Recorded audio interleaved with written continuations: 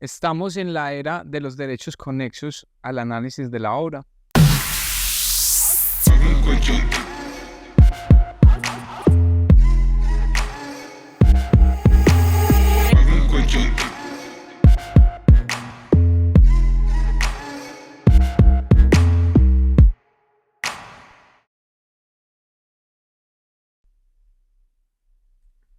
Bienvenidos y bienvenidas a este nuevo podcast del Vagón Coyote, donde hablamos de industria musical relacionada con otros temas económicos, sociales y diferentes índoles.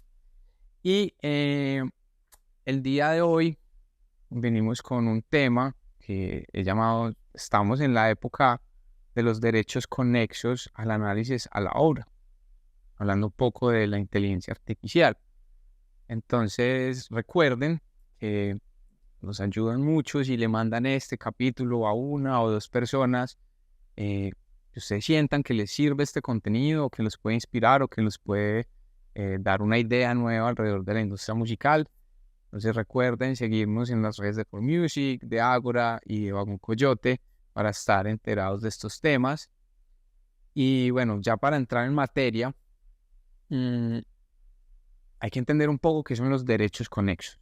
Digamos que en el ecosistema de la música o de la protección, pues como de estos intangibles musicales, hay como tres grandes ramas. Uno es el tema de la marca, pero eso no tiene tanto que ver con música, sino es la marca. Entonces el loguito de Karol G o el loguito de Balvin, y es al final pues lo que permite las colaboraciones con estas grandes marcas, o que tú vas a un concierto y pagas mucho más pues por decir Juanes, yo me llamo Juanes, y es un tema de marca. Entonces eso se registra. El otro tema es los derechos de autor, que es el derecho ya a la obra. Entonces es la letra y la música, y esto luego como se inserta en productos que sean fonogramas, que es lo que uno escucha en plataformas de streaming o escucha a través de un vinilo, de un disco. Entonces es la propiedad, digamos, intelectual sobre esas canciones. Y están los derechos conexos. Los derechos conexos son, digamos, unos derechos que no parten desde proteger digamos, un bien intangible como es la obra o la marca, sino que protegen un derecho al trabajo. Es un reconocimiento al trabajo de los artistas, pues intérpretes, productores, que se empezó a reconocer con la implementación de nuevas tecnologías. Entonces, ¿de dónde sale un poco el derecho conexo? El derecho conexo salió como derecho cuando empezó a haber la posibilidad de grabar música, ¿cierto? Si nos remontamos a hace un par de siglos, la única manera en que tú podías escuchar música es si tenías un músico o una orquesta o una agrupación al frente y tocaban esa música que tú querías escuchar, pues porque simplemente no había cómo grabar la música en un medio electromagnético o digital. Entonces tenías que escuchar música. Cuando empezó a haber la posibilidad de grabar la música, esto generó mucho temor en los músicos, ¿cierto? Porque es como, ok, yo grabo, ¿cierto? Permito que se grabe la música y esto después termine en un cassette o en un vinilo o en alguna forma de reproducirse de manera mecánica o automática. Entonces listo, yo grabo una vez, eso queda ahí y la gente va a seguir escuchando esa música el resto de la vida y yo voy a perder mi trabajo, ¿cierto? Porque si antes me contrataban en la radio, me contrataban en las discotecas, en los restaurantes para ambientar, para tocar, pues hoy simplemente ponen un CD que compraron una vez y pues, ya no me van a contratar porque ya hay forma de escuchar esa música.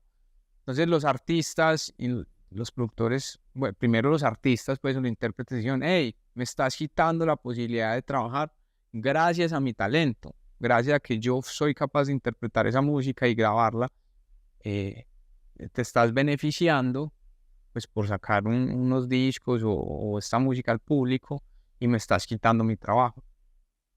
Y de cierta manera, los productores fonográficos, bajo esa misma lógica, también dijeron lo mismo. Y es, hey, me estás quitando mi posibilidad de trabajo porque yo saco un CD o un vinilo, te lo vendo. Pensemos, por ejemplo, en la radio o en las discotecas eh, o en los restaurantes. Te compran una vez el CD o el disco y lo ponen muchas veces, pero se están viendo beneficiados de esa música, ¿cierto? Porque la radio necesita música para, pues, para generar audiencia, las discotecas necesitan música pues, para que la gente baile y consuma, los restaurantes necesitan ambientar su espacio y así sucesivamente todos los espacios donde hay necesidad de la música, ¿cierto? Entonces también los productores dijeron, hey, me estás quitando la posibilidad de trabajar porque yo no, cada vez que vas a poner la música en la emisora no me vas a comprar de nuevo el disco, ¿no? Vos ya lo compraste una vez, ¿para qué lo vas a comprar de nuevo? Pero ese es mi trabajo, de eso vivo. Entonces, tanto intérpretes como productores hacen este llamado. Es como, bueno, si me vas a quitar mi posibilidad de trabajo, yo debería de cierta manera verme recompensado por ese talento o esa capacidad de producción que puse en ese producto musical, que tú te beneficias económicamente de él, pero entonces dame algo de remuneración. Así salieron, digamos, el tema de los derechos conexos. Hablando aquí, pues como en términos locales, en Colombia la entidad que se encarga de gestionar estos recursos es ASIMPRO, que es la Sociedad de Intérpretes y Productores de Colombia, y hace justamente eso, recoger digamos, un derecho a ese talento, a ese trabajo, para que los intérpretes y productores pues reciban unos honorarios. Entonces, ese es el concepto de los derechos conexos. Y ahorita, con un nuevo desarrollo tecnológico que es la inteligencia artificial, vemos de nuevo ese miedo, ese temor de muchos creadores y también de las personas que son propietarias pues de la música. Es como, hey, la inteligencia artificial me va a quitar mi posibilidad de trabajo y además está beneficiando de mi talento. ¿Y esto es por qué? Eso es porque estos modelos de inteligencia artificial lo que hacen es analizar un montón de contenido, en este caso musical, para entrenar unos modelos que son capaces, a partir de todas las referencias, pues crear algo nuevo. Entonces, es los casos de lo que hemos visto. Hey, que voy a hacer una canción con inteligencia artificial al estilo de Drake y The Weeknd.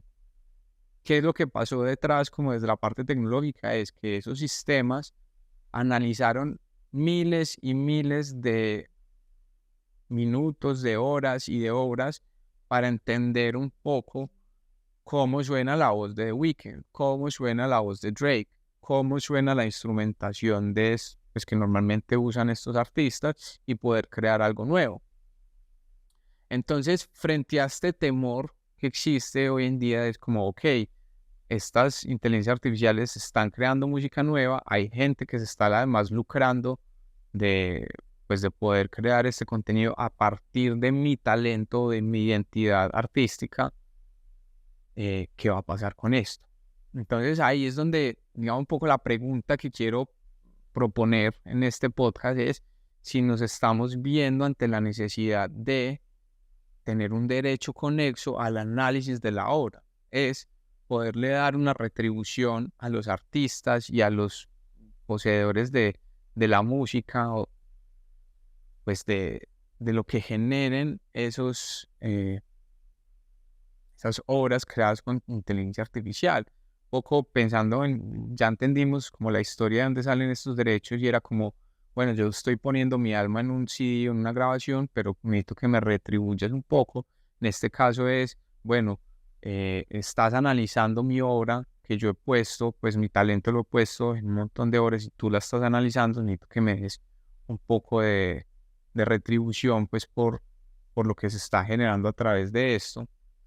Entonces, ahí la necesidad de pensar en unos derechos conexos.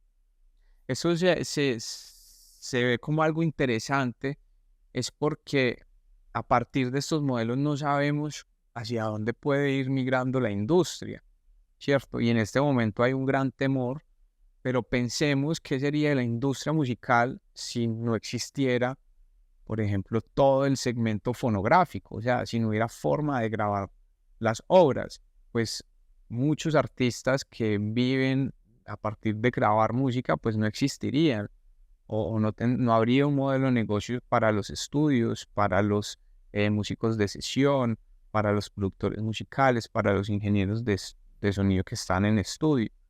Entonces, en ese momento había ese temor, pero la tecnología permitió una nueva ventana de posibilidades y abrió un montón de nuevas oportunidades incluso para la propia industria. En este caso estamos ante un punto similar, ¿cierto? Existe como el miedo o el susto, pero un poco la invitación o lo que yo creo es, hay que encontrar la forma en que todos nos beneficiemos de esto.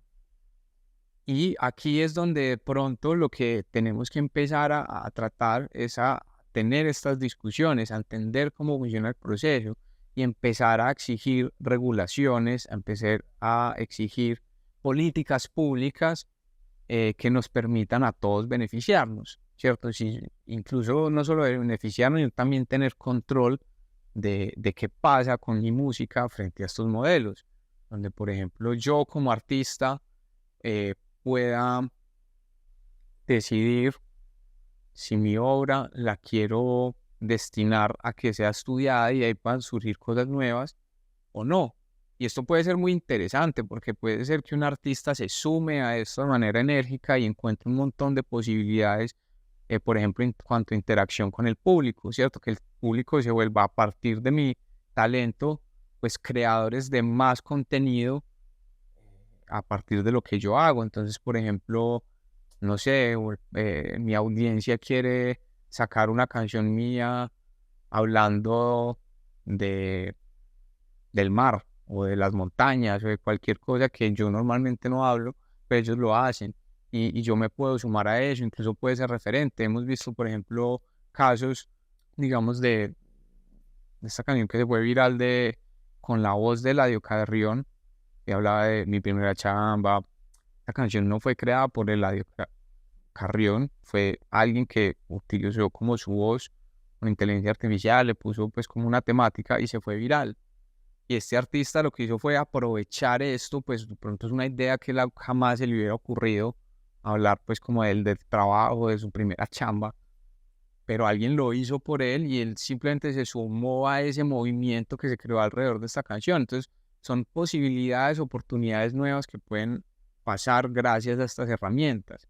Claro, es su voz, es su talento, entonces de cierta manera también él se debería haber recompensado por esto. Entonces todas estas son las discusiones que tenemos que empezar a tener entre artistas, entre legisladores, entre políticos, para que una herramienta que pueda abrir un montón de nuevos universos y posibilidades para la industria, pues también beneficie digamos, al epicentro de lo que hacemos, que es los artistas y los creadores, con herramientas que pueden ser unas cosas supremamente novedosas, bacanas y que quién sabe de pronto en 50 años esto, qué industrias o qué posibilidades van a permitir, así como lo hizo la grabación hace pues ya varias décadas. Entonces, bueno, un poco el motivo de este podcast era hablar de este tema que está ahorita en auge. Hay muchas posiciones, hay personas que se ven temerosas y están en contra, hay otras que las están, digamos, adoptando y ven esto como una posibilidad. Claramente todavía hay un montón de preguntas o incógnitas que hay que ir resolviendo y que nosotros como parte de este ecosistema pues tenemos que hablarlas, tenemos que discutirlas y tenemos que encontrarles salidas que nos beneficien a todos. Entonces, bueno, muchas gracias por escuchar este capítulo del podcast. Recuerden enviarle este contenido a través de Spotify, YouTube a alguno de sus amigos o amigas cercanos o personas que creen que les puede interesar. Recuerde seguirnos en las redes sociales, en Agora, For Music y Vago Coyote, y déjenme sus comentarios acá abajo. Y sobre todo les quiero pues dejar esta pregunta: ¿qué modelos crees que vayan a ir surgiendo a partir de la inteligencia artificial que sean beneficiosos para los autores, compositores, intérpretes y productores de la música? O sea, ¿qué ideas creen ustedes que van a ir surgiendo gracias a esta tecnología? Entonces, bueno, nos encontramos en otro capítulo de Alba con Coyote. Muchas gracias por compartir y por escuchar.